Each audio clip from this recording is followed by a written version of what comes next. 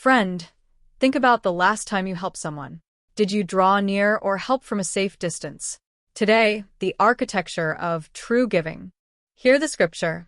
She opens her arms to the poor and extends her hands to the needy. Proverbs 31 verse 20. Two movements. Open arms, a posture of drawing near.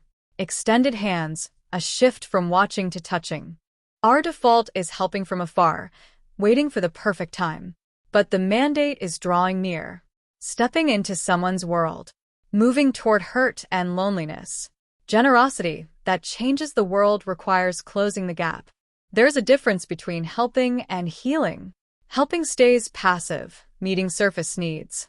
Healing draws close and restores dignity, hope, and love. Helping meets a requirement. Healing transforms a life. Because every need has a hidden depth. Above the surface, food, shelter, finances.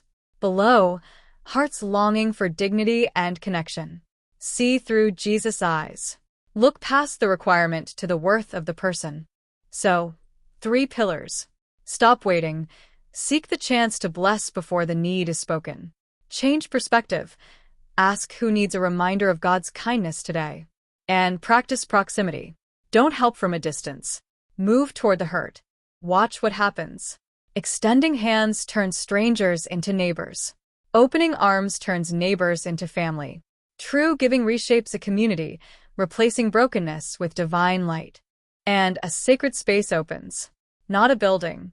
It's the bridge between the receiver's hurt and the giver's open hands, where people encounter God's love, grace, and hope.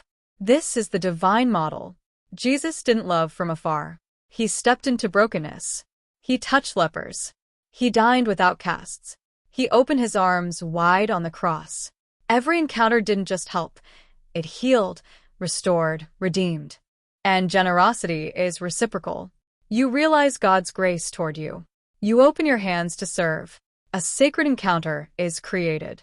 And your own heart is softened and transformed.